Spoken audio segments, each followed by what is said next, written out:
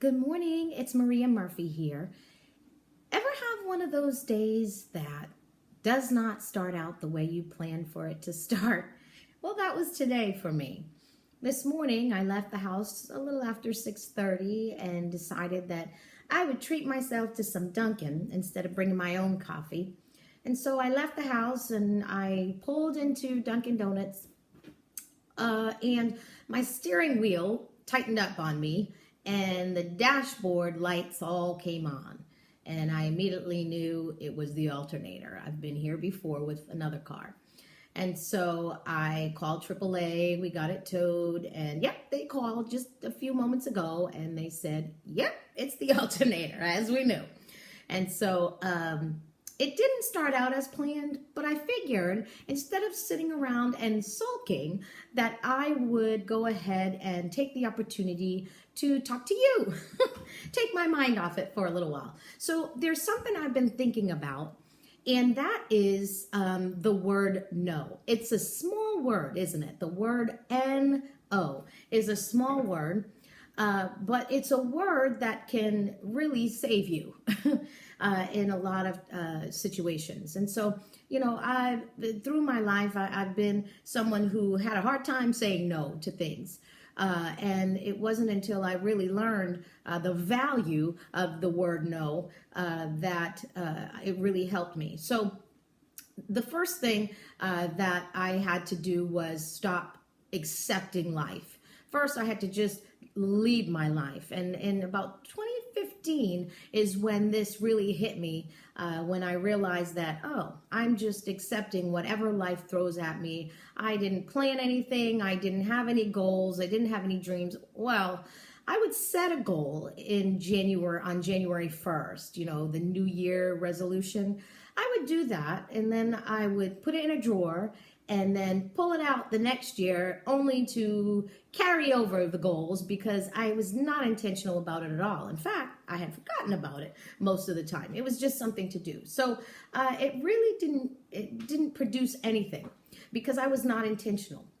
And in 2015, it hit me that I was just accepting life. I wasn't being intentional about any aspect of my life. I was a single mom. I was for 15 years. And so you kind of sacrifice some things. You put your things aside while you focus on your children. But there's a balance and you can focus on what you need to as well. I just didn't know that back then. But in 2015, I really got purposeful and intentional about my higher purpose because we all have a higher purpose. We have been called to something significant and we're wired for that. We want to contribute to something significant in our lives. We want to have a higher purpose, and we do. And we feel fulfilled. We feel satisfied when we do. When we don't, when we're not intentional about that, we tend to get dissatisfied, and a lot of people get depressed because of it. When you're just existing, your mindset is really, you internalize.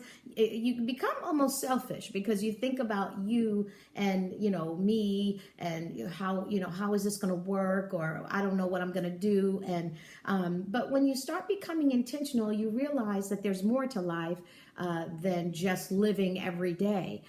You've been called to something higher. So when I finally realized this, I decided to take action, and it took some self-reflection, and asking myself some deep thinking. So when I realized this, I got intentional about it, and I started getting laser focused on what my dreams and goals were. And that's not being selfish. That is being being a good steward of what God has called you to do. It's being a good steward of it. And so I noticed I had to say no to more and more things.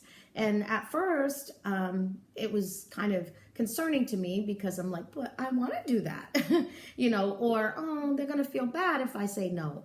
But I really had to work on it. And here's what I want to leave you with today. The way I determine whether or not I am going to do something, I base it on my priorities. And then I ask, Is this particular thing, this activity or whatever it is that has come before me to do, is it going to bring me closer to the things that I'm working on, or is it going to bring me further away? So if it brings me closer, then I look at it. Is it going to be fruitful? Is it profitable for me? Because everything is fine to do. It even says in 1 Corinthians chapter 10, verse 23, now I'm a person of faith, so I base everything I do on the word or the scriptures. And so it says in the Amplified, it says, all things are legitimate, permissible, and we are free to do anything we please. But not all things are helpful, expedient, profitable, and wholesome. All things are legitimate, but not all things are constructive to character and edifying to spiritual life. And so I kind of make and base my decisions on this. Is it profitable for me? Is it fruitful for me? And sometimes it's not. And so those are the things I say no to. And it may be a great thing, but it's not the time for me to do it. And so I take all of those things into consideration so I can say no to the good, so I can say yes to the great. If it's in line with my higher purpose, in line with what I'm focused on, then I say yes. If it's a not, then it's a definite no. And don't feel bad when you say no. No is such a good word. Don't think it's not, but no is a good word when used in the right context. But then you also have to say yes to things. That's the flip side of things. You have to say yes to the things that bring you closer. Sometimes we just don't do anything at all. But if we don't do that, we're not going to feel fulfilled. So say yes to the things that you need to say yes to. And sometimes that takes changing your schedule, rearranging things because it becomes a priority for you to do those things. And so say no to the things that are, taking you further away from your higher purpose, and yes to the things that bring you closer, and make time to do it.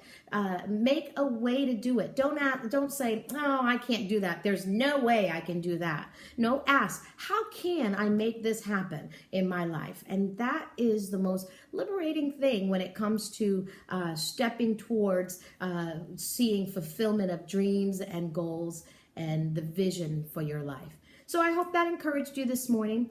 I am waiting the call to get my car from the shop. But thanks for listening, and I'll see you soon. Have an awesome day, y'all. Bye.